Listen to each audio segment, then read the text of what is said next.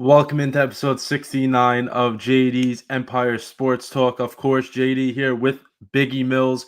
Once again, another great weekend of sports. Me and Biggie have a lot to talk about, good and bad, but a lot to talk about. Biggie, how we doing, man? I'm great.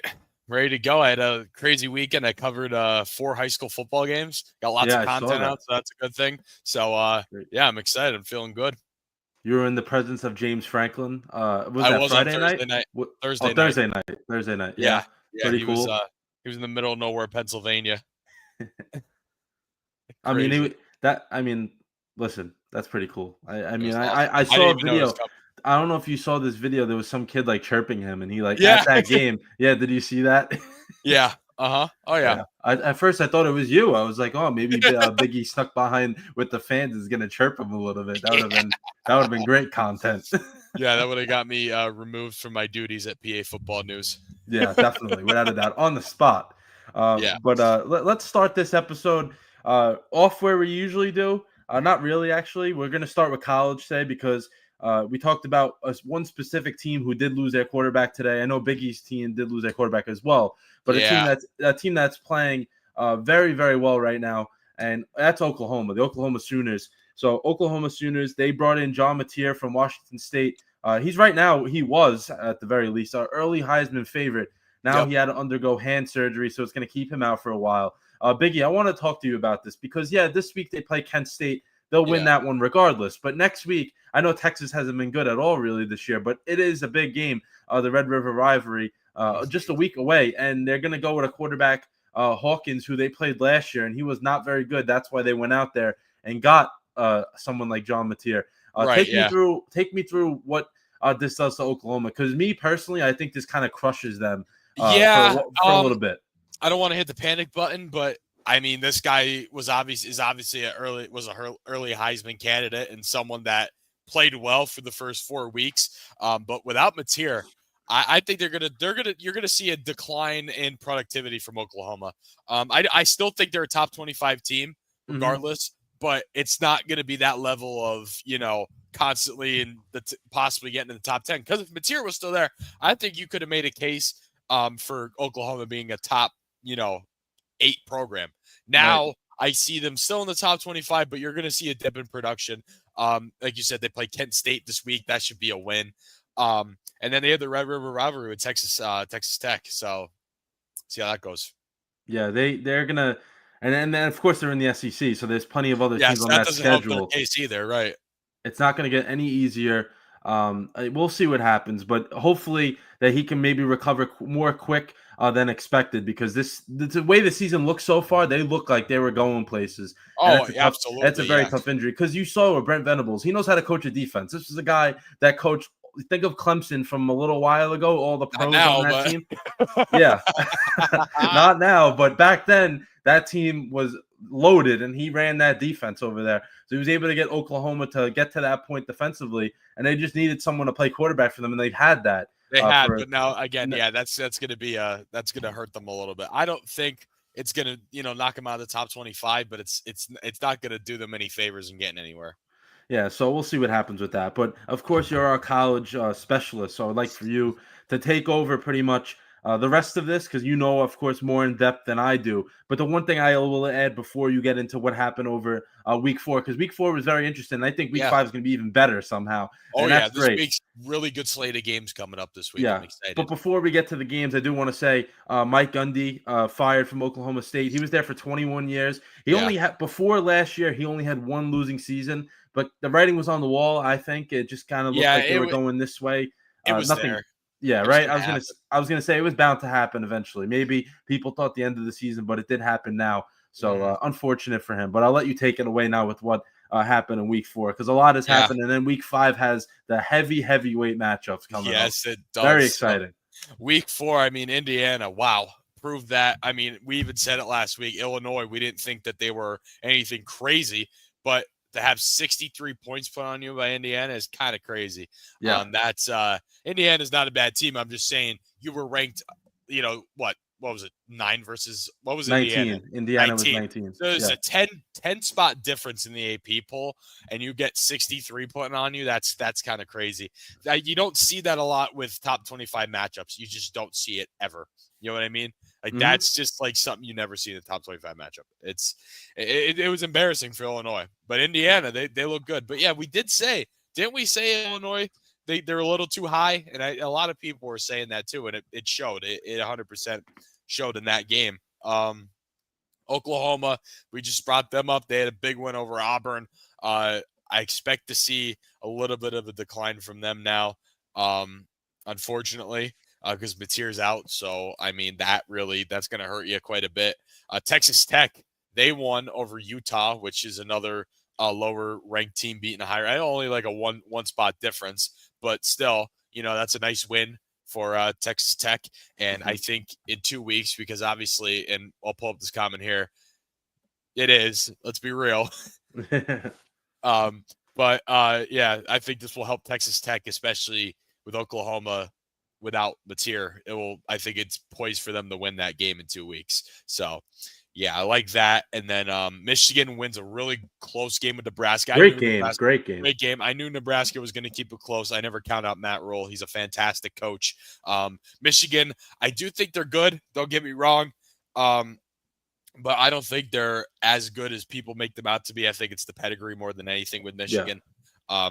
But yeah, don't count out Matt Rule. I just wanted to add something there was go ahead. Dylan Raiola. I don't know why I've been a huge fan of him since last year.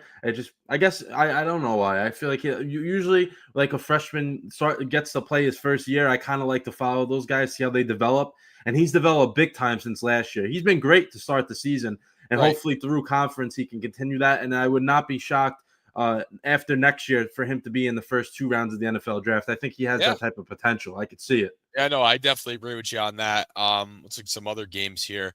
What else we got? Belichick now is 2-2 at UNC.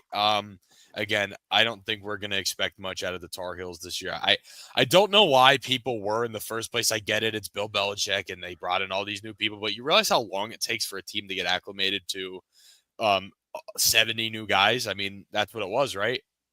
70. Yeah, we talked about that. 70 new players. Yeah, I mean, and it's not like they're high caliber either. You know what I'm saying? No, it's not like you brought in a bunch of former 5 stars. It's just a lot of new guys, and I don't see UNC finishing with a winning record.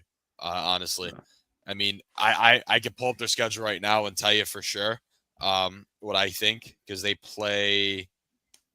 Where are they? Let me pull it up because I want to fact check myself before I get into it. I knew UCF was going to beat them.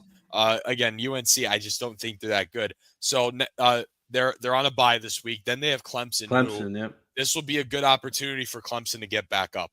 And I'll pull up Clemson real quick. They play. They're on a bye as well. So two teams coming off buys. I think this is a good opportunity for Clemson to kind of bounce back a little bit against UNC. Then they're at Cal. I mean, that would be a close game. I don't think they're winning that. Virginia actually looks pretty good. I'm not going to lie to you. Virginia looks like a dark horse in the ACC right now. Then they come to the Dome. Syracuse should beat them. I mean, I'll get into Syracuse later because I have a lot to talk about with the Orange. Yeah, that's why I didn't bring them up yet. I'm going to save that for the How You Doing segment. Perfect. So, they should beat them. Then they're home against Stanford. That should be a win. Wake should be a win. Duke they'll lose, and then NC State they'll lose. So they might even go 4-8. I could see it. I remember we did this a few weeks ago, so it seems like now our opinions kind of stayed the same on them. Just even based off who they're playing, they're just not that good of a team this year. No, it is what it is. They have a couple of the lower tier ACC teams. They're like Stanford and Wake Forest, but besides, and they might not even beat them. Yeah, I know.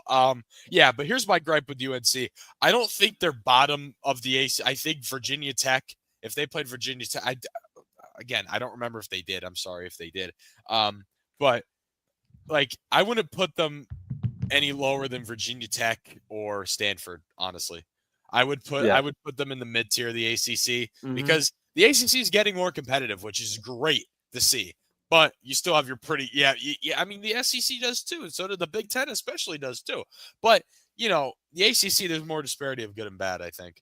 But you have some teams now that I think are pretty bad, and then you have the ones that are really good. But it's actually a little more competitive now. It's not just Clemson and Florida State anymore. You have Georgia Tech in there now. You have Virginia in there who's playing well. You have Cuse who's playing pretty good. Again, we'll get into that later. I don't want to get too ahead of myself. Let's see. What other games did we have in week 4 that were of significance? Rutgers in Iowa, that was a 10-point game. I was a little disappointed by that. I expected the Scarlet Knights to not lose by that much, to say the least. That was a little disappointing. Miami and Florida was actually closer than I expected. Yeah. I'm not high on Florida at all. I think they stink, to be honest with you. And for them only to hold Miami to 26 points, who is arguably the best team who is the best team in the ACC, arguably, what am I saying? They're the best team in the ACC by far. They're number 2 in the country now. That's pretty good. I'd give them a lot of credit for that.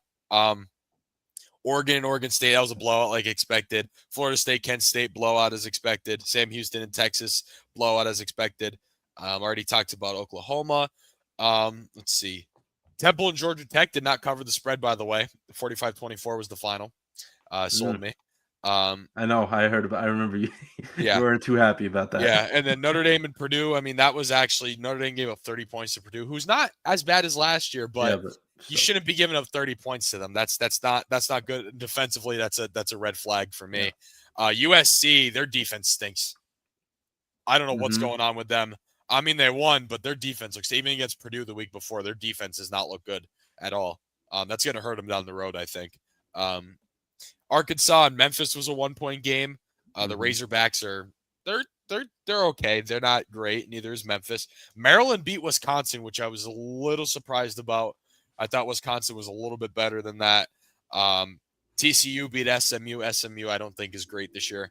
Personally, that's just me. Everyone said they're going to be just as good as last year. I said no way, and here we are, and I'm right. North Texas beat Army in overtime. Army's struggling. Yeah, they usually aren't the best, but didn't they lose a tough game in week 1? I mean, like a game they should have won, but there was a tough. Yeah, loss, they lost to an FCS school. That was them in double overtime. They lost to an FCS team. So and then they drop one to a.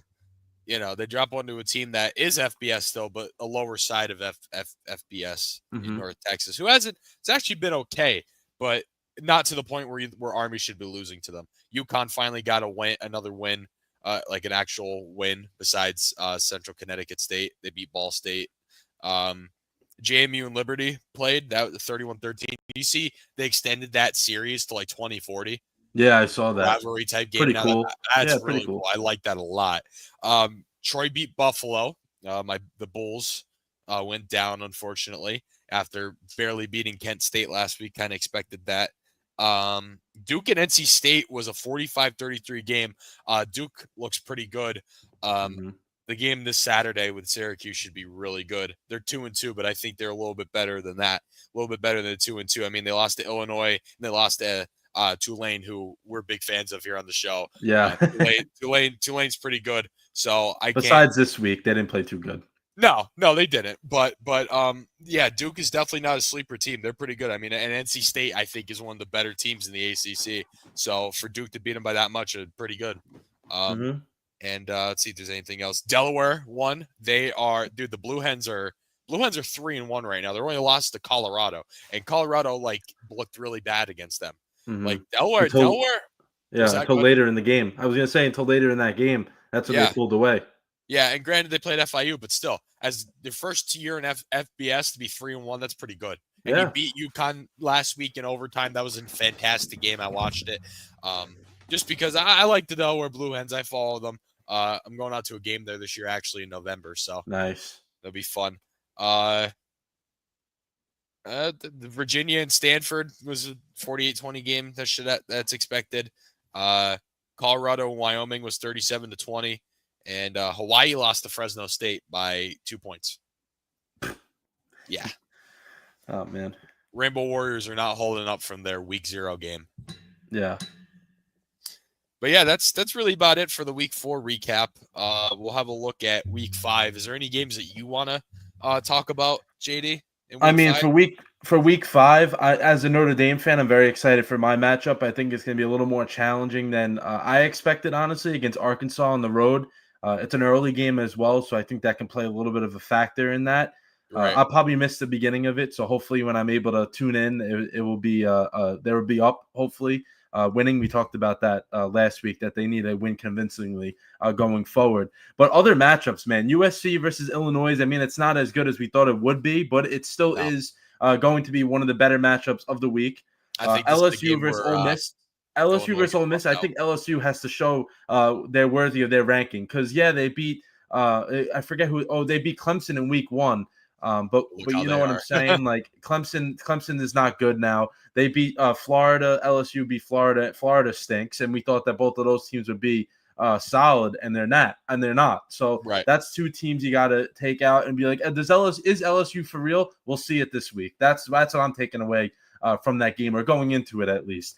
The other matchups here, some of them, Oregon versus Penn State. That's going to be a hell of a game. I know it's the whiteout as well. Yep. Oregon has beat the brakes out of everyone they've played this year. And then we talked about Penn State, they haven't looked very. I know they've won their games by like 40 points, but they've been not looking impressive. They're playing. Yeah, they played caliber teams of. They played the equivalent of the New York Jets in college. Let's put it that way.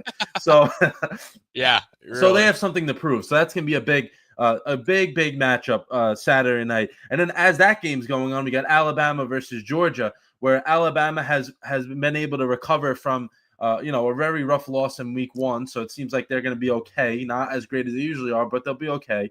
And then Georgia is Georgia. We know what they do. I don't think their defense is going to be as dominant. We've seen that they struggled a little bit defensively, but they're going to put up points. I mean, I don't think that's going to be a problem for them. Yeah. So that's going to be a great game as well. I mean, it's going to be if you have two TVs, I recommend setting them both up for those 2 games. Or if not, TV multi-view. Or you can do that, yes. Or you just have to flip, or the old-fashioned way, just flip back and forth during commercials. But I recommend watching both of those games. Yes. Very, very good. And the comment about what is that? Scadaboo is he referencing? Yeah, who we referencing here?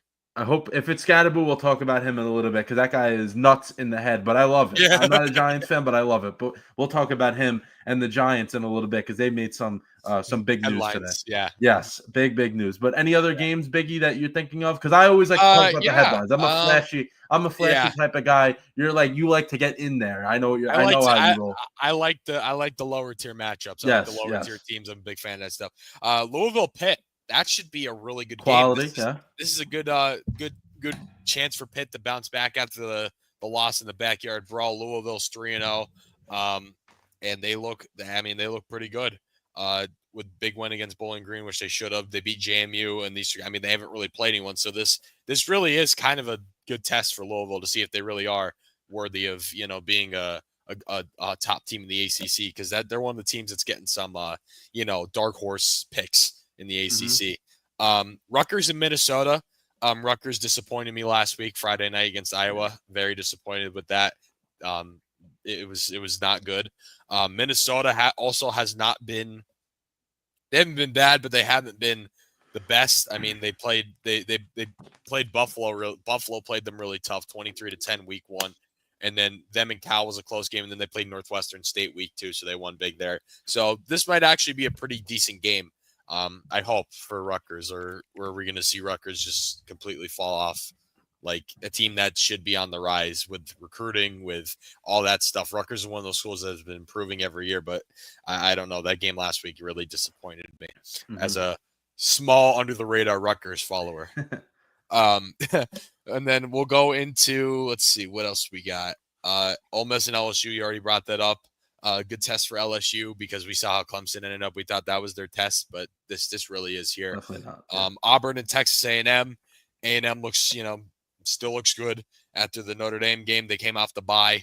Auburn is 3-1 on the year. Again, they played Baylor kind of closer than it should have been. Beat the brakes off Ball State. South Alabama was close, and then the Oklahoma loss was a good game. So this should be a decent. Auburn should give them a little bit of a fight, I think, but A&M is also really, really good. So, got to give it to them. Cal and BC. BC, I think, is going to continue to lose. Cal's 3-1, which, being an ACC fan, I still forget they're in the ACC. That's still crazy to think about. It's absolutely. When I saw that like 2 years ago, I was like, "What is going on? What's going on here?" Yeah, we're the All Coast Conference now. But Cal, I mean, they really, they beat Minnesota. San Diego State shut them out, who is 2-1 on the year, and they have had some. They played Stony Brook week 1, little Long Island team there, right? And then Washington State beat them. So I don't know how to feel about Cal, but I just don't think BC is very good. They're overrated every year. People hype them up like they're crazy. I just don't see it. Being an ACC fan, I just can't do it. UConn and Buffalo, that's going to be a good game because UConn, I remember when they played Syracuse. I don't know if we did a show before, but I was saying that you got to be careful because UConn is not a pushover game anymore. They're actually a good program now. Jim Mora Jr. has built up that program, but they have, they were up on Syracuse, and Syracuse came back and beat them in overtime. Mm-hmm. They beat Ball State, and then they lost to Delaware in overtime, who's not a bad team for FBS, first year in FBS. But Buffalo has struggled a little bit after what I think was a good fight in week 1 with a Big Ten school who's usually pretty solid in the middle of the pack in the Big Ten, Minnesota. So, so expect that game to be pretty good too. That's one that won't get a lot of looks, but I think will be pretty good. Virginia Tech, NC State. I'm just going to keep talking about the ACC games. This game's going to be awful. Virginia Tech stinks. Penn State, Oregon. Give me the Oregon Ducks. I just think Penn State's offense looks stale. Bama and Georgia. Like you said, Georgia's defense has been off. Bama's kind of found their way a little bit now, but I still think Georgia takes this. They just got an explosive offense despite the defense being off, like we said. What else we got? Just try to find some, other like non-ranked matchups that might actually be kind of good. Notre Dame and Arkansas, Notre Dame should win soundly. Hopefully they don't give up 30 points. They probably will. Yeah, they probably will. And then I'll talk about the topic at hand for Syracuse, but I'll preview their game here. They're home against Duke on Saturday. I'll be there in attendance at the Dome. It's apparently sold out. I don't believe that. I'll believe it when I see it, despite us actually being pretty good now. Like after Saturday's debacle, but we'll talk about that. We'll talk about that later. But this should be a very good game. Duke is favored by 6.5. I think mainly that's because of the injury to Steve Angeli, who's out for the year, unfortunately, with the torn Achilles. So Ricky Collins is finally going to be getting his feet wet, which I thought he should have been at the start. But I think Angeli beat him on experience and, pocket presence. Because Ricky Collins, so I saw both of them. I actually was able to go up. Little exclusive event, I could say it now because the season's kind of over. I saw Syracuse practice actually. They invited alumni and there was parents for players there. But my father, obviously, as I've mentioned on the show many times, played at Syracuse. That's why I'm such a huge fan. We went up together because he's an alumni, so we went and watched him practice. I thought Ricky Collins looked a lot better than Angeli. Ricky Collins is more of a threat. He's a running type quarterback. He's going to make plays on the ground, like he's going to run with the ball. He's more agile. Angeli was just more of like a pocket passer, general type quarterback, and the experience, obviously, I think is what got him that role. And he was doing great. He was doing fantastic. He was the number one passer in the country. But I think Ricky Collins, that was one thing I said at the beginning of the year. If something happens to Angeli or Angeli doesn't pan out, I'm very comfortable with Ricky Collins. Not one of those situations that Oklahoma's in right now. This is a little bit different. I think Ricky Collins is going to do well with a week of practice under his belt, and it might take a little bit of a while. We might not win this one because of that, because Collins might not be acclimated yet, because he was the LSU backup until he came to Syracuse. And Angeli he was a backup at Notre Dame, but he actually played a little bit. Ricky Collins didn't really play much compared to Angeli, and Angeli had a significant drive in the game against Penn State. The experience there was obviously showing. But I don't know. Syracuse has been a QB factory since Kyle McCord last year, so we'll see. We'll see what Fran Brown can get out of this kid, because I think he's pretty good. So, yeah, that's it for me from Week 5. All right, yeah, we'll see what happens with that. I'm sure they will be fine. I believe when you talk about them, I listen, because you obviously know what you're talking about. But let's do, before we move on from college, we'll do the new top 25 rankings, which came out yesterday, or I mean Sunday.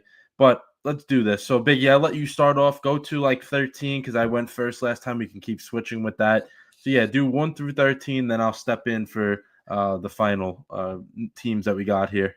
All right. So Ohio State stayed the same. They didn't play. So that's expected. They're the best team in college football. I don't think anyone can deny that. Miami at 2, which they've proven they could be. Again, I still think it was a little too close with Florida, but that Carson Beck is playing out of his mind right now. But let's see if they can stay that way the whole year, because we know how Miami goes at the end of the year. They blow it like always. Penn State at 3. I don't know if that's going to stay the same. I listen, I'm a Penn State supporter. Like, they're like my second favorite team just because of the area I'm from, and everyone's a Penn State fan around here. But I don't see them beating Oregon. Oregon looks too good right now. LSU been really good down the stretch, but this is their real test coming up this week against Ole Miss. Talked about that earlier. Georgia, very, very good offense. Defense looks a little off, but still fantastic program always. It's a well-run organization program there at Georgia. Oregon, like I said, has been playing really, really good football. They look good. I think they're going to beat Penn State Saturday. That's just me. They can, it's a whiteout game. They never lose the whiteout, but I don't know. This is a pretty good match. Like, this is a very tight whiteout matchup.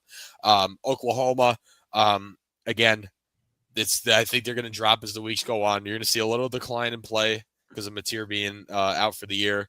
And then FSU, they dropped the spot. FSU, I think they look good, but we'll see. Because again, Bama, we also know, is not Bama anymore. We've said that week in and week out. And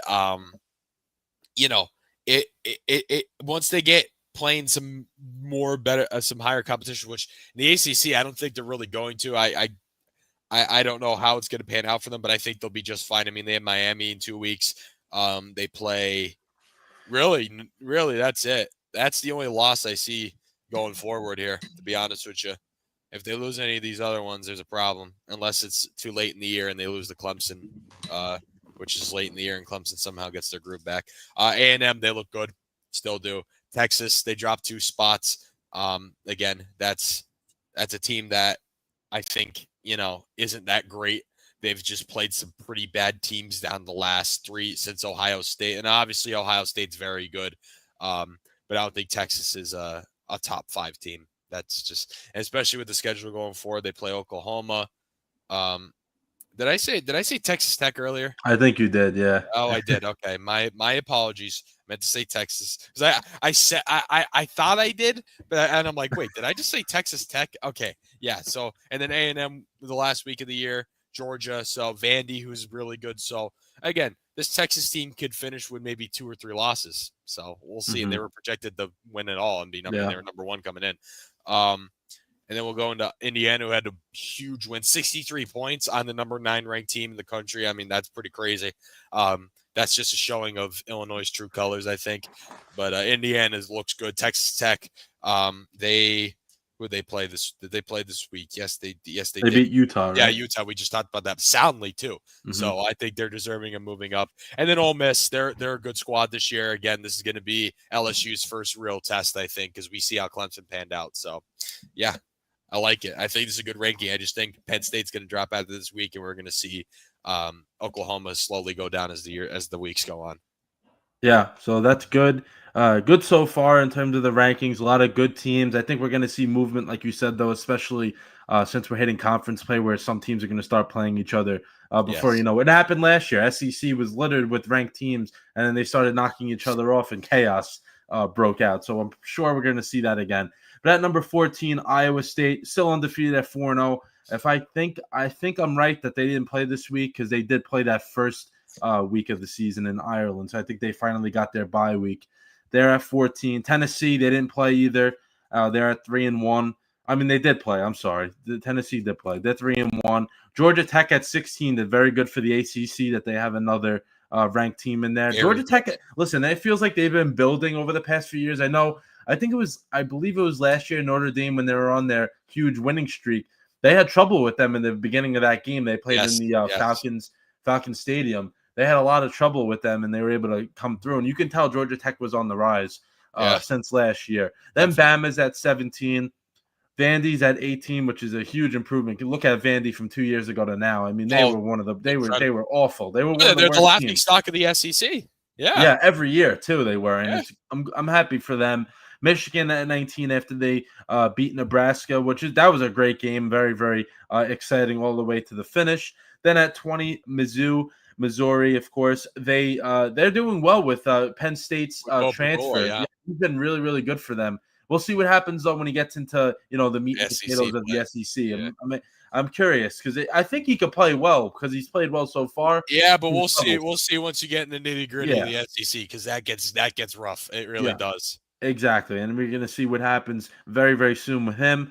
USC at 21. They're playing good, but I think that they're gonna eventually fall out. I'm not too sold on them. I don't like their defense. Yeah, they're not too sold on them. And then Notre Dame at 22. So they went up 2 spots after they beat Purdue 56-30, which 30 points should have never been let up, but they still got a big win. That was a crazy game in the sense of there was like a delay of like 2.5 hours, I think, or something like that, because I wasn't able to watch the game, so I was following it on my phone. And I was like, oh, the game started at 3:30. I look, it's like 6:30. It's still delayed. I'm like, what is going on here? But they were able to come away with that one. So they're still the only 2-loss team in the rankings. And if they keep winning like we talked about, and I will get into in a little bit, win soundly every week, they're going to probably find their way in somehow if things break their way. And then 23, Illinois. So they fell down 14 spots after their loss to Indiana, which is a huge, huge fall. TCU at 3-0, they're coming into the rankings. And BYU at 25, another team coming into the rankings. And then some teams that got votes. Auburn, they were right in there before they lost, so they should get votes. Mississippi State, South Florida, Utah, Arizona State, Memphis, Louisville, Maryland, who's actually been surprising, and we talked about them before. They've been a little surprising this year. They got a few votes. UNLV, UCF, and North Texas rounded out those teams. And then the 2 teams that fell out of the rankings was Utah and Auburn, both teams that fell to ranked opponents, but they didn't. I mean, Auburn was at 22, so usually when you lose, when you're in that Utah got beat pretty soundly. And Utah, they got embarrassed. So matchup, they got killed. Yeah, they got embarrassed, so that was rightfully so. They should fall from 16 out of the rankings. That's pretty much something I think we can both agree with on that. But let's move into the pros here, where the NFL never short of news, of course, but the New York Giants, man. So they've started out 0-3. First game of the season looked like they'd never played football before. Then they played the Cowboys, who we know aren't that great this year. That was a hell of a game. And then last week on Sunday night against the Chiefs, they probably could have won that game if they had a functioning offense, because the Chiefs were letting them stay in that game as long as they can. And we talked about the Giants having a really good defense. They're going to keep them in games, but I mean, it's only so long before they can only do so much. Yeah, exactly. It's only going to be so long before your defense can't hold up anymore, and that was the case in the second half against the Chiefs. But with that being said, the Giants have benched Russell Wilson for their first-round pick of this past draft, Jackson Dart, who a lot of people are excited about. Athletic, I think he has that. So. He has a lot of confidence in himself, and I think he can get that across the team that they're going to believe in him. I know Malik Neighbors is definitely happy right now because it seemed like he was getting fed up with Russ already. So that's good that your number one receiver is going to be on board. But I think Dart has all the tools in the toolbox to be successful. Definitely. It's just going to go You got to go out there and perform. And he has gotten some action, just a handful of snaps so far, but he hasn't. They haven't let him throw yet. But of course, that's going to change. That he No. is now the starting quarterback. Yeah, that's going to change a lot. But his debut will be against the 3-0 Chargers, who are probably look the best out of any team in the NFL. So it's not any easy debut for Dart. Or people thought that he would start week 5 because that would be against the Saints, a little soft landing spot for him. But it's going to come against probably one of the best defenses in the NFL. So let's talk. Yeah. We can break this down in a few different ways. I think, to me, I personally would not have let him start yet. I think he can do with sitting out a little longer just because the situation is not the best. I just don't think that offensive line is suitable for a rookie to be successful in the long term. So I think that Dart should. I think it's because Daboll is trying to save his job in the sense of, he may not win many games with Dart, but if Dart looks like he can be a really good quarterback for the future, maybe they'll keep him around because, you know what, Daboll can develop Dart and we'll go from there. So I think it's more of Daboll trying to save his own behind more than Dart being ready. What do you think about that? Yeah, I think it's more of the fact that, I also think Russell Wilson has looked awful, and I think this is the end of his time in the NFL. I'm just being real, unless he just becomes a journeyman backup like we've seen some guys do. But yeah, I think that it could be a little combo of both, absolutely, because I think Daboll, especially after last year, he won Coach of the Year when he got there. Obviously, I think he's a good coach. I just think he's been very, very, very. They've been very bad, like the types, like their offense at least. Defense has been pretty good. The Giants' defense is underrated. Absolutely, they are. And I just think Daboll's been, on the hot seat a little bit just because of how bad the team was last year, and losing Saquon, which isn't really all his fault. But if you weren't as bad as you were, he probably would have wanted to stay. Yeah, you know what I mean? And you see how great he is now away from the Giants, right? So I guess it could be part of Daboll trying to save his job, but I also think it's a part of just Russell Wilson was going to continue to stink it up, and you want to give the young rookie a shot, and you have nothing to lose at this point, realistically. So I think he's thinking he has nothing to lose, and Russ has been awful, so whatever, right? Yeah, I see where you're coming from. I just feel like if you don't think. I don't know. They obviously think he's ready now, which is, of course, they're starting him. But which I would have done is maybe, Russ stinks. Maybe just let Jameis go out there and play for a little bit. Because Jameis is experienced. That's what I'm saying. Like to try to really make sure that you can mold Dart into what you want. But the thing is, you don't want to jump the gun. Yeah, and then the thing is, though, Daboll doesn't have the luxury of, I have next year, because I don't think he does. No. So that's a problem. That's why he wants to go to Dart now, because he wants to show that he can develop him. They may not win a lot, but at least he can have that in his hand and be like, you get me an extension like I was able to develop my own quarterback now, because we know he walked into that situation with Daniel Jones. He made the playoffs, in his first year, but he's had the same amount of wins since that year until now. Yeah, he had 9 wins in the first year, and he's only had 9 wins since, which shows, listen, the Daniel Jones thing, it is what it is. Indiana Jones now is playing great on the Colts. So maybe it wasn't him being poor for that team. So we'll see what happens. But the thing we can talk about here, the last thing with the Giants, is their schedule. So we know Dart's going to make his debut Sunday at MetLife Stadium against the Chargers, which is going to be a tough matchup.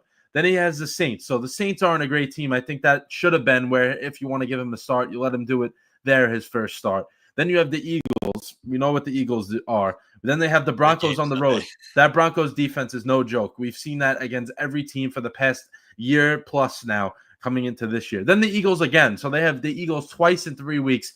Don't know if you want your rookie quarterback getting hit that many times against that good of a defense. Don't know if you want that to happen. So hopefully, for Dart's sake, because I'm rooting for him and I know you are too, hopefully he's able to have success, because that schedule coming up is not great. Then the 49ers. 49ers are another team. Their defense has been good this year as well. So out of those next 6 games or so that Dart's going to play in, 5 of those defenses are top-notch in the NFL to start the season. So that's going to, it's going to show. If he can go out there and he can play well against those teams, you'll be like, oh, man, this kid's ready.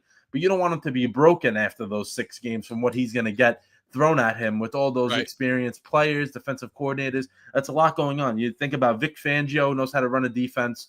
I can't remember. Oh, Vance Joseph, Broncos DC, another guy Yeah. that knows how to run a defense. And Robert Saleh. I know I don't like the guy, but I can tell you he knows how to run a defense. Oh, he's He's very, very good at that. Well, the problem with Saleh is he's not a good head coach. He's a great defensive coordinator, defensive minded, but it just didn't work out as a head coach. You know what I mean? Yeah, exactly. And that's not for everybody. But like Dart's gonna have to go up against brilliant guys who know how to stop the best of the best, and now you're facing a rookie. So that's Yeah. the only thing. Listen, if they think he's ready, you know what? They think they know more than we do, or they think they do. Let him play. Let's say they're But coaching the NFL, we're not. So yeah, exactly. Meanwhile, I think sometimes we know more than they actually do for some of the stupid mistakes, that happen. So we'll see. But let's move on into some other NFL news. Mike Evans expected to miss about a month with a hamstring injury. He ran a route the other day and he kind of stopped halfway. You kind of knew something was up. It was either a knee or a hamstring, and that's unfortunate for the Bucs. But I mean, they are 3-0. They're finding ways to win. But now they're going to be without their top three. What you call it? They're going to be without their top three receivers, McMillan, Godwin. Godwin, I think, will be back this week. I believe he's going to be back against the Eagles. I don't know. But McMillan and then Mike Evans, two guys that are going to be gone, and then maybe Godwin as well. So that'll be three guys. And then, I mean, Ibuka has looked great. He's a rookie that has came in and seasoned. He looks like a veteran already, but Mike Evans, Biggie, I know this. I don't know if you have him on your fantasy team. I don't, but that can affect Mike fantasy Evans? players. Yeah. I don't know. I Okay, Baker, good. but not Mike Evans. Yeah, that hurts Baker though a little bit. It does, It and does, honestly yeah. does hurt him a little bit. And then in terms of the Bucs, do you think I think they're going to be okay just because they have weapons? But this can hurt the Bucs team, no? Especially for this week, they're playing the Eagles. Yeah, no, it definitely will, because obviously he's still a very productive receiver. And even at his, yeah, and he's one of the best of all time. At this point, he solidified himself as that. And I think it is good. It takes a big target away from Baker, who has been playing phenomenal. We love Baker Mayfield. We know that. And it takes that away, and you run into a team like the Eagles, who, despite their early struggles on Sunday, they came back and won. They do what they do best, and that is win football games. Jalen Hurts does what he does best: win football games. Doesn't matter how the stat line is, he wins football games. So that's a good team you're running into. So I mean, it's going to hurt them, I think, personally. Just Mike Evans is still a presence on the field, no matter his age and no matter the longevity, how long he's been playing. He's a presence, and he's a big target for Mayfield. So, but I think Baker Mayfield, I mean, I think he's good enough to get that offense rolling. So, and the Eagles usually do struggle against the Bucs. Like that's a team that on gives the road too. too. On the road too, that's a team that gives us trouble. But I think you take Mike Evans out of the picture, it helps us a little bit, but don't expect that game to be a blowout. That's all I got to say. Don't expect the Bucs to just go down the drain, because they're not. They're a fantastic football team still, regardless. Yeah, definitely not. Next bit of news here: CeeDee Lamb expected to also miss a month with a high ankle sprain. He got tackled very, very awkwardly the other day. And you can tell right away he tried to still stay in the game, but it wasn't going to work out for him. And I mean, their defense is Swiss cheese, and now they have their number one receiver out. You saw what happened when he came out of the game; they had no chance. Yeah, they're done. That's one. Now we're on the completely opposite end of the spectrum here with the Dallas Cowboys. We go from a team that I think is going to be okay, and you have a good enough quarterback and a good enough team where you can rally around that and not. Even if your number one target and one of the best receivers of all time is out with an injury, you're going to be fine. Now we're on the other end of the spectrum where you have someone like CeeDee Lamb, who is fantastic. You take him out of the picture, and oh boy, you're struggling. You're going to be struggling quite a bit. And I didn't think the Cowboys were going to be anything crazy this year already. You take CeeDee Lamb out of the picture, that kind of derails things even more than they already were. So yeah, and even when he comes back, you don't know what you don't know what state they're going to be in. They might be completely off target from everything. You know what I mean? Yeah. So they could be so far gone that it won't even matter. 100%. And then the Tennessee Titans just making news not for a good reason. Bill Callahan, he's somebody that has not had good success with the Titans, and now he's relinquishing his play calling duties. Which, listen, I understand maybe it's too much as a head coach, but now you have a rookie quarterback that's going to have to hear a different voice. Only 3 weeks into the season in terms of someone giving him plays. Don't think that's a good for him, right? No. My point, the thing I wanted to bring up here is, maybe it didn't work out as you calling the plays, but you got to realize you have a talented rookie quarterback in Cam Ward. You're going to mess him up now, I think. I think this hurts Cam Ward more than it hurts anything else. So I don't think it's gonna. He'll be able to rally through it. I think. I don't think the Titans were going to be a playoff team or anything special, regardless. But this is going to make it even harder on Cam Ward, and this could lead to, first round bust. I don't think he is, but this will definitely. This doesn't help when you have a new OC 3 weeks into your rookie year as a starting quarterback on a team that's already not great to begin with. Yeah, And you have to be you have to be like that rookie that saves the day, and you get a new play caller 3 weeks into. 3 weeks into your first season in the NFL, it's not good. I think it's gonna affect them a little bit more than. Again, they weren't gonna do anything crazy, but I think that having a different OC is gonna hurt. Yeah, it's a developmental thing, and Yes. to me, it has the writing on the wall of them looking for a new coach next year. It kind of feels like it's going to go in that direction. Yeah, which is not good for Cam Ward in the sense of he needs to have someone like that's going to be someone there for him, like stability, and it doesn't seem like that's the case. That's the problem with the worst team getting the first overall pick. That's why I like draft lotteries a little bit better. I mean, it gives the teams that did bad an opportunity more than let's say like the Flyers, for example, in the NHL. They sucked. They should have been top 3. They were 6. The Islanders, they weren't, I think they were a little bit better than the Flyers last year, and they had the number 1 overall pick. You have a team like the San Jose Sharks not having the number 1 pick, or the Flyers, or stuff like that. I don't agree with that, but you also put yourself in a position in the NFL draft. Yeah, it's great that the worst team gets the number 1 overall pick, so they have the highest odds of fixing everything. But it also puts you at a disadvantage because you throw a generation. It could potentially be generational talent into a dumpster fire. Yeah, you throw him in a mess, and that derails him. You lose him in 3 years. His rookie contract's up, or you don't re-sign him, and he's gone. He's with a team that actually, works well. And look what happens. I mean, look at the Browns and Baker Mayfield. Look at him now, and look at he had a good year or 2 with the Browns, but again, the longevity wasn't there. You know what I mean? That's the problem with it. I mean, it's obviously great that you get to rebuild your team. You get the best, you get the pick out of a million different players. If you suck, if you finish last in the NFL, but it also puts that player, from a player's perspective, it puts them at a disadvantage, and longevity and player development just gets derailed because of it. Yeah, 100%. I don't think that's something people talk about a lot. Yeah, definitely not, because usually that honestly does happen with young quarterbacks. Commanders are the only one I can think of in recent years that Commanders drafted high, and they weren't even terribly high either. They weren't what number were they when they drafted Jaden Daniels? Do you It remember? was in the top 5. No, was it? I believe it was. Yeah, I actually don't know. I thought it wasn't. I thought they weren't in the top 5 that year. I thought they were 2. Wait, I'm trying to think. 2 or 3. Yeah, because they were one of the worst teams the year before that, going into that draft. I know that they turned it around. That's only last year. Let's see. Yeah, the 2024 draft, right? The Bears had the first. Oh yeah, it was. They were number 2. Okay. Yeah, wow. Yeah. Wow. So I mean, it's worked out for them, but not many teams.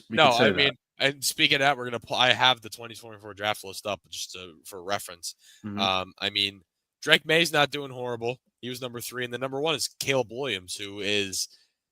I mean, what are we going to see him really develop? I mean, he's not playing bad right now, but the Bears as an organization are a mess, and that could throw him off even more. I think it's hindering his development a little bit. Yeah, he could be a lot better. I do want to talk about Caleb Williams in a little bit, though. All right, yeah, I definitely want to talk about him in a little bit. But let's move on here. Staying with the Commanders, which we'll go back to a little bit. Their number 1 guy. So Jaden Daniels. JBC, what's going on? Jaden Daniels was out this week and still may be out as well for another week. And now Terry McLaurin hurt his quad at the end of that game against the Raiders, so now his status is in doubt. So they have some injury problems right now as they go into week 4, which is going to hurt them a little bit. I mean, Mariota looked really, really good, but it's also he's a backup, and backups do play well in a short time if it's a quality one. But then you're also losing your number 1 receiver, who finally looked like your number 1 guy, because McLaurin only had 70 yards combined the first 2 games, and he had more than that last week. So they're going and they're going to play a Falcons team that's definitely not happy with the way they played, which we'll get into the scheduling. But they're not happy the way they played last week, so they're going to need everybody at full health. So hopefully, for the Commanders' sake, and my fantasy team, I need Terry McLaurin to start being consistent and playing, because my team is not very good. So I need that to work out. in my favor. But let's do around the league recap of week 3. There was a lot of good games. Some teams that won that shouldn't have. And then there's some teams that, that did win, but didn't look too great. But let's go all the way back to last Thursday, where we talked about the Miami Dolphins being possibly one of the worst teams in the league. And they hung in there with the Bills, but they just didn't do enough.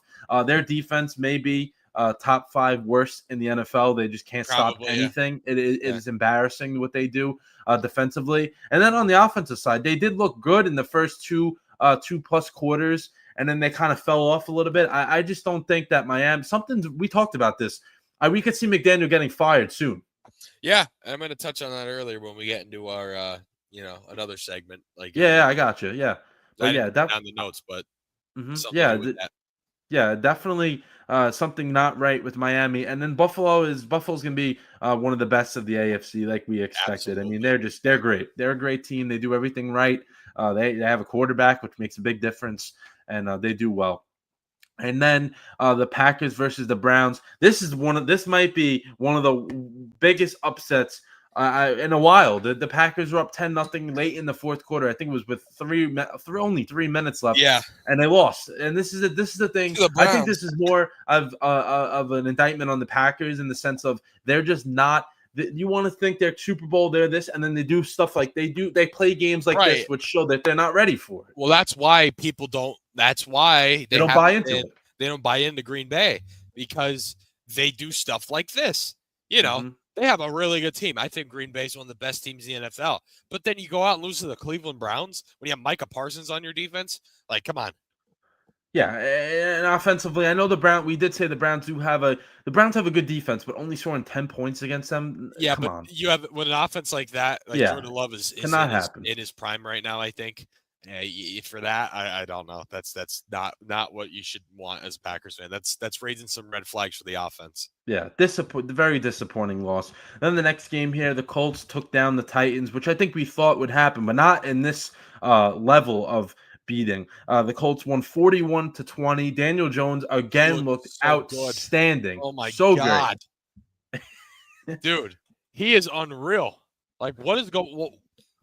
It was the Giants all along, I guess, huh? Yeah. I mean, when you're a poor organization, I guess that's what happens. And he has a newfound confidence. He's making every throw possible, which I mean wasn't the case when he was on the Giants. He used to miss guys wide open. And then they finally unlocked Jonathan Taylor. This is kind of the first week that he took off. He had over 100 yards, multiple touchdowns. He looked really, really good. And the Colts defense is playing great.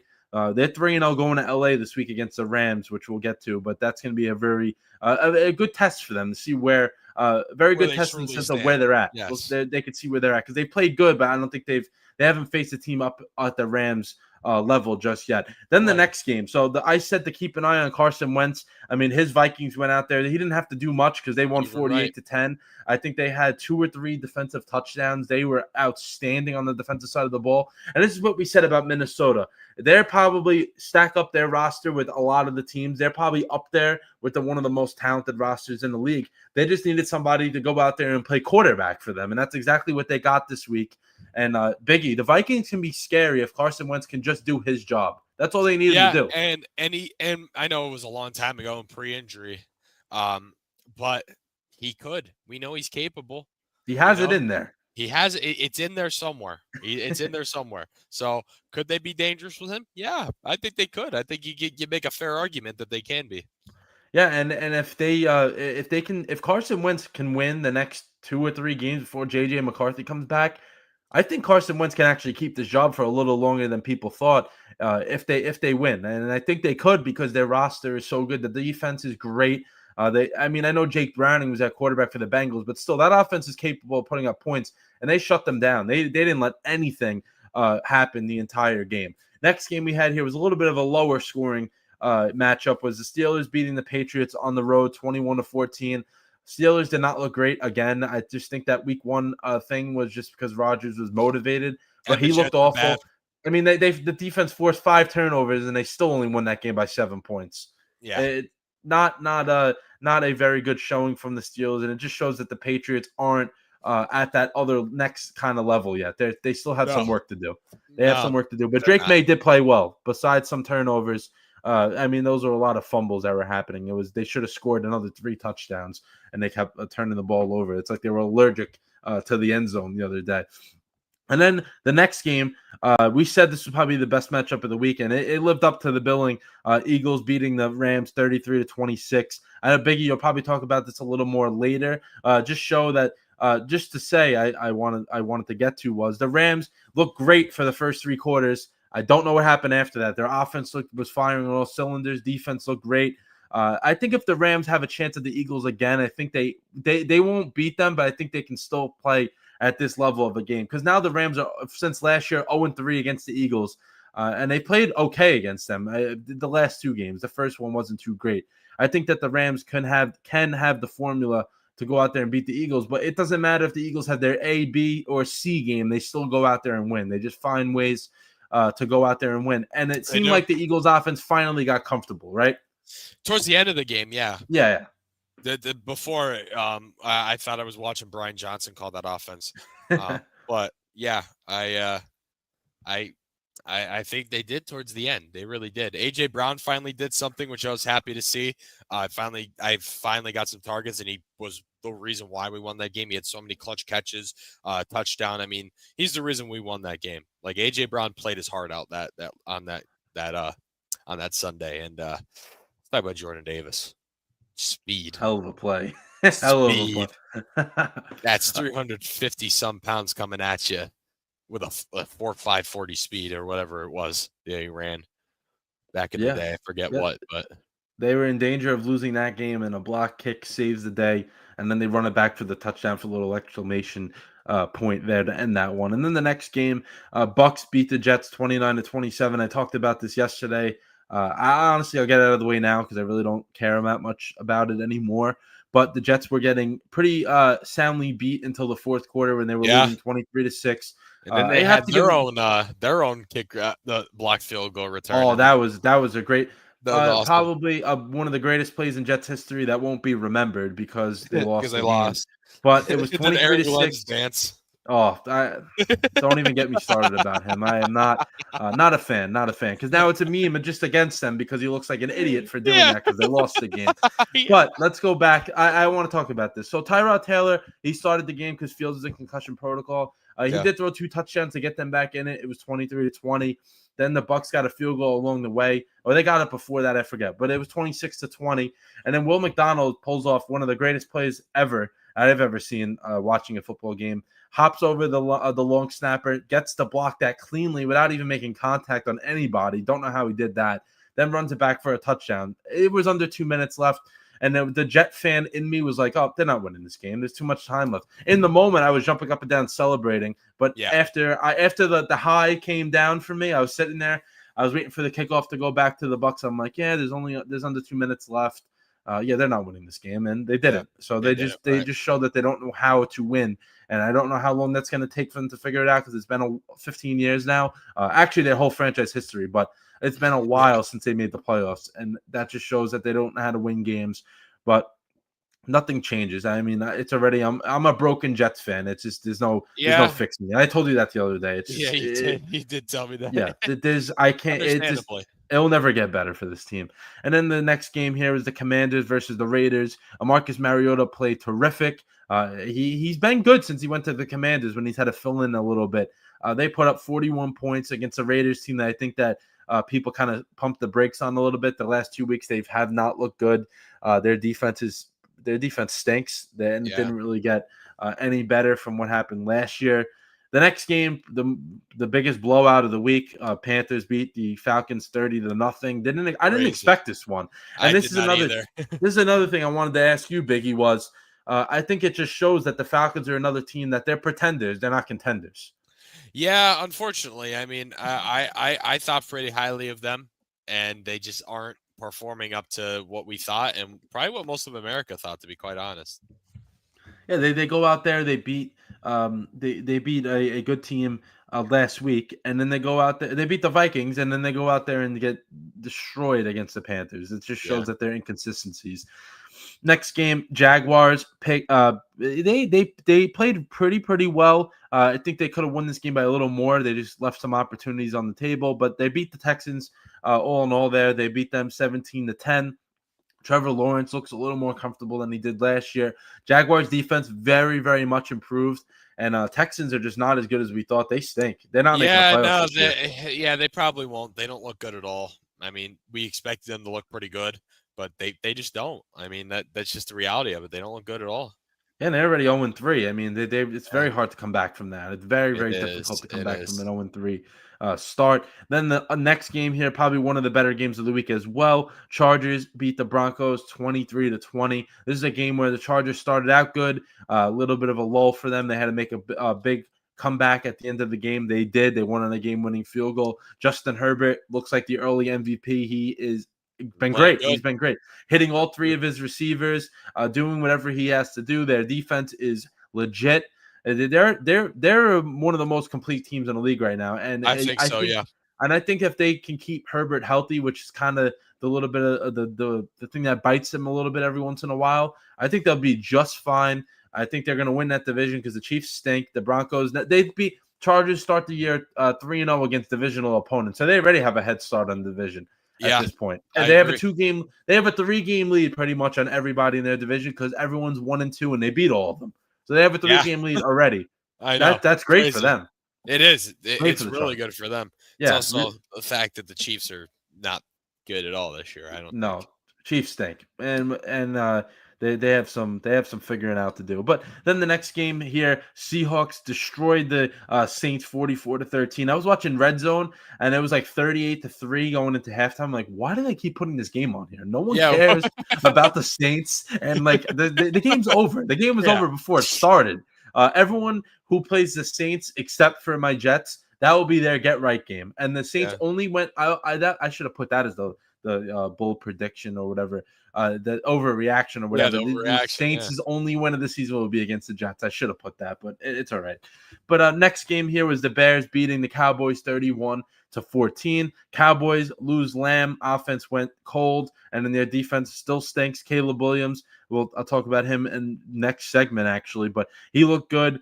Finally looked like the Bears offense looked comfortable, and good for the Bears getting on the win in the win column. And if they can continue the little bit of the recipe of what they put up in this game, they may not be as bad as we thought after the first 2 weeks. Yeah. And then the 49ers came with a last-second win over the Cardinals, 16-15, very low scoring game. Mac Jones, before they were able to make a stop and get the game-winning field goal, Mac Jones was in the end zone. There was a holding call. It was a safety, so the Cardinals were able to get a 2-point lead.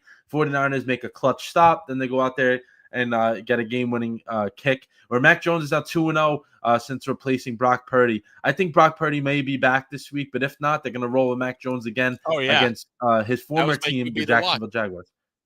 That was my QB to watch. Mac Jones be very reliable. He's been solid for a 49ers team that they're another team they just need the quarterback to play within the offense. They don't need that guy to go out there, whoever it is, to go out there and do extra. They just don't need that because they have a good team. And they're still battling a ton of injuries. I forgot to mention they lost Nick Bosa for the year. That's a very crushing loss. That's a big loss, yeah. Yeah, and he tore his ACL for the second time in 5 years, which is that's unfortunate for him. Yeah, that's awful. Jeez. Oof. But I think their defense will be, I mean, obviously it's a big loss, but I think their defense is talented enough where they can try and make up for it. I think they'll still be a top unit. Then the last game on Sunday was the Chiefs beating the Giants 22-9. Very boring game. Awful game. Chiefs so bad. Oh, the Giants, they should have won that game.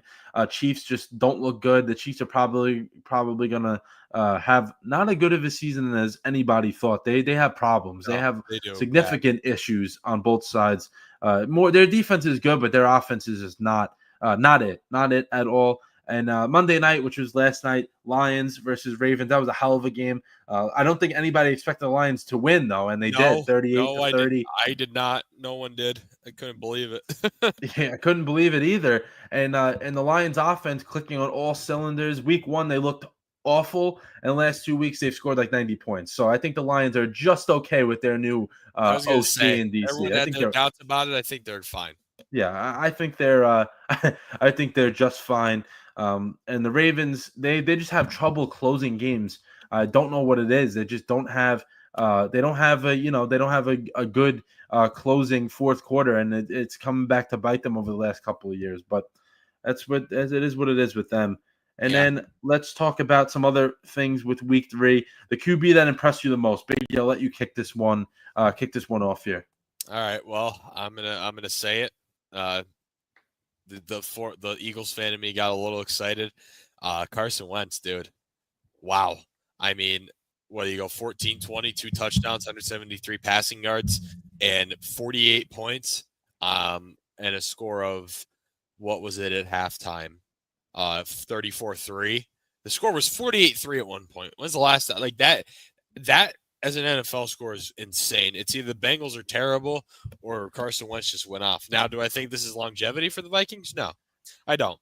But Carson Wentz looked good. He looked like any other game that he played as a backup besides his time with the Eagles. He hasn't looked good. Yeah, He actually looked good. He actually looked good. Like that, I was extremely impressed. I knew he was gonna do okay, but I did not expect that. Like that was awesome.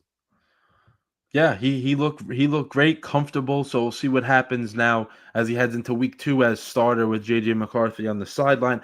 QB that impressed me was Caleb Williams. I honestly think this might have been his best game as a pro.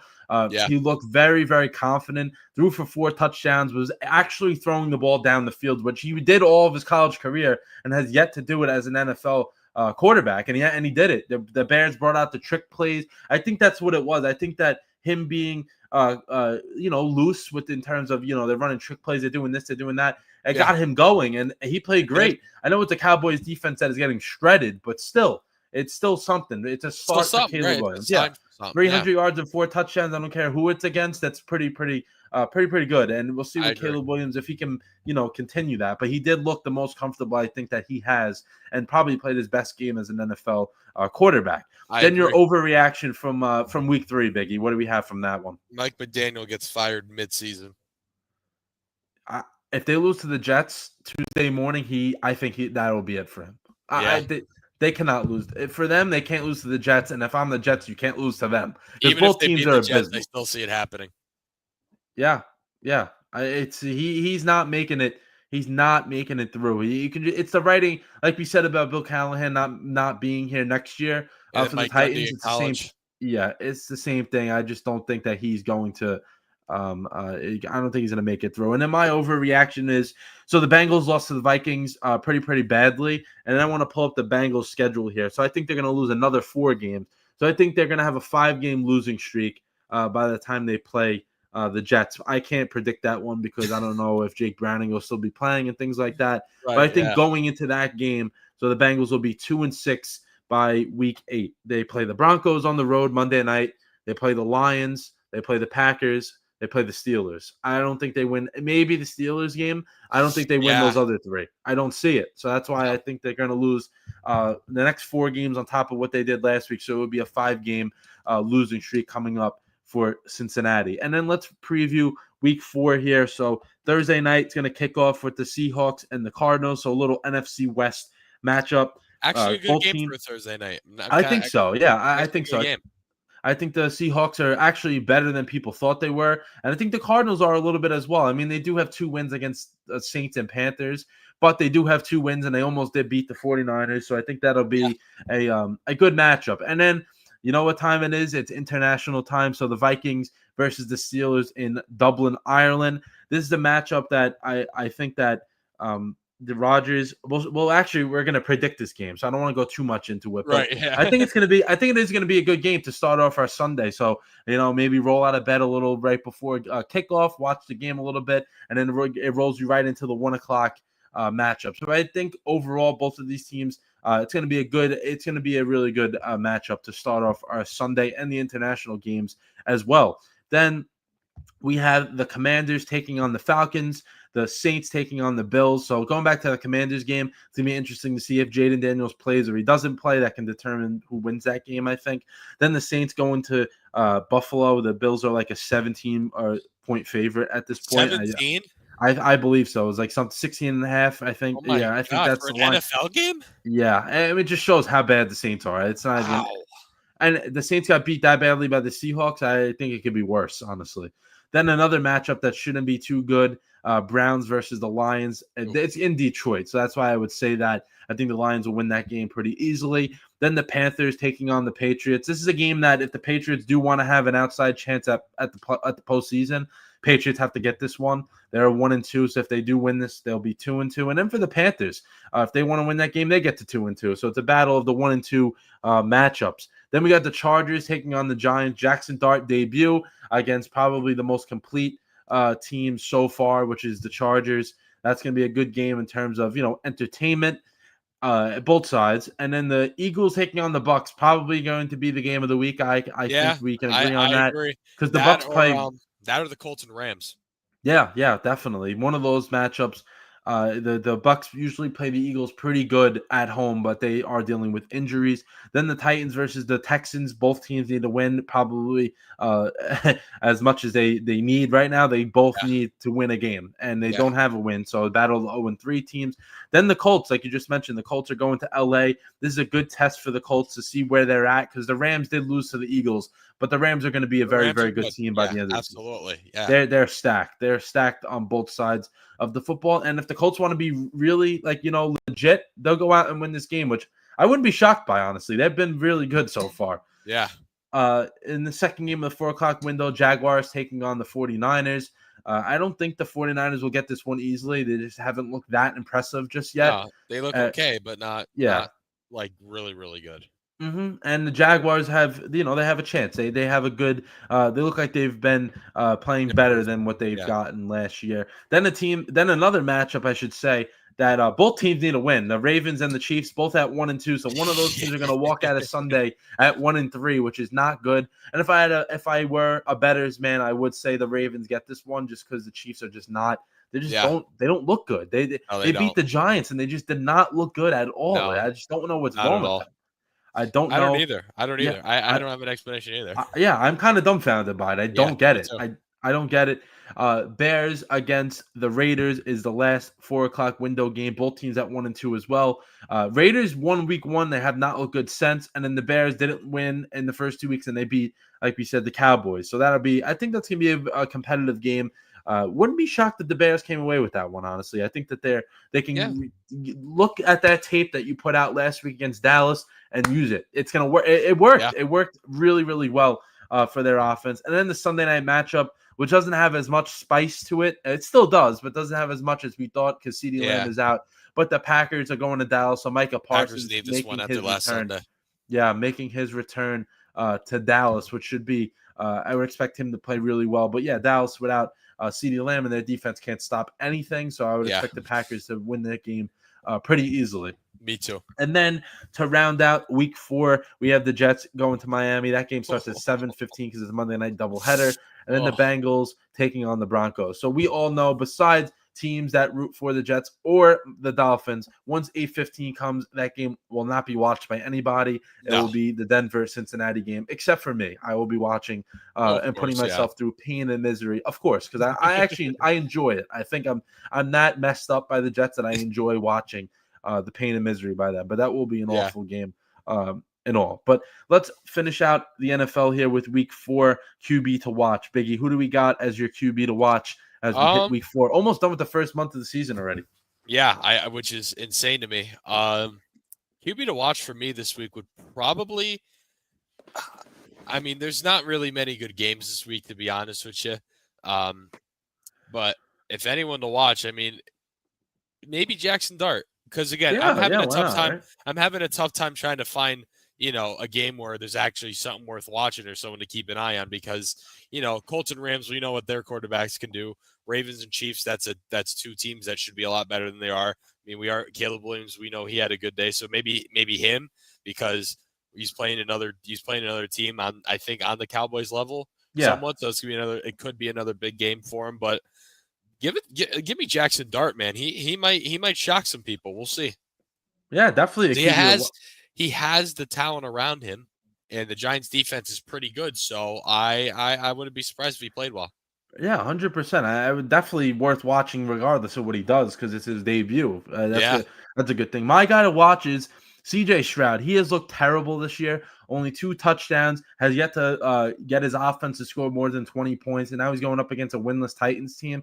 I would watch him. Just you gotta hope that he has a good week and is able to get some confidence under his belt because Yeah.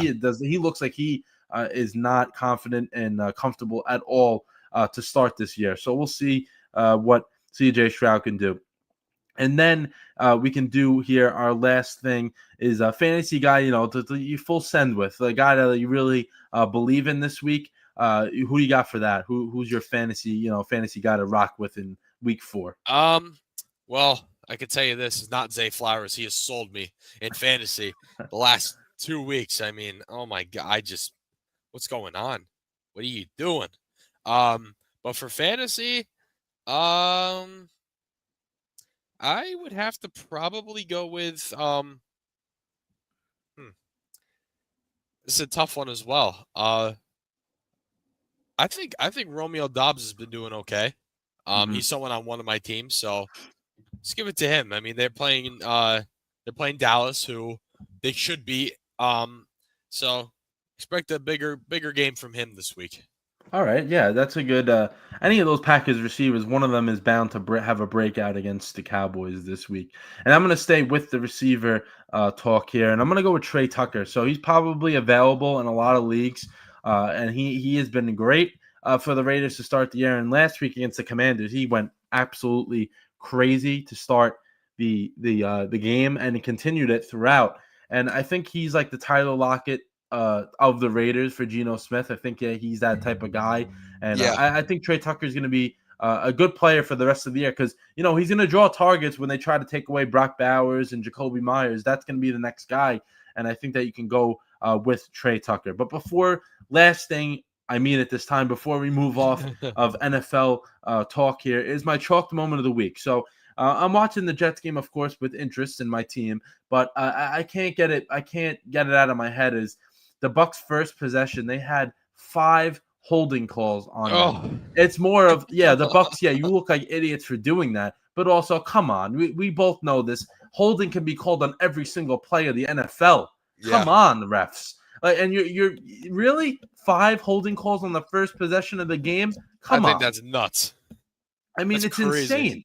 I can see you barely even see one for every 5 possessions, and you had 5 in one possession, and the possession wasn't even that long either. It was just long because of the penalties. It was insane. And for them to all be holdings is kind of crazy. Yeah, I just hate the officials this year. They're not good. It feels suck. like umpires and referees, something happened to them in their off seasons that they came back and they're worse. Everybody.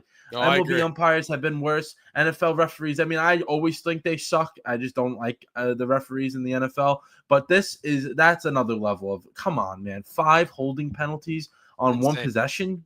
Really? Yeah, that's a lot. Really? Not good, man. Not good. Before we finish this show off, we will have our one main topic left, which is the MLB.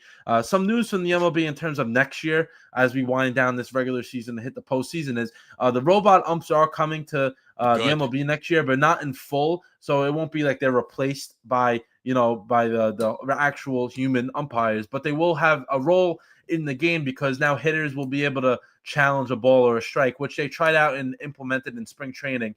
Seemed like it worked. I liked it. I'm not a huge fan of like technology in baseball. I don't like it. I'm not a huge like spin rate and stuff like that.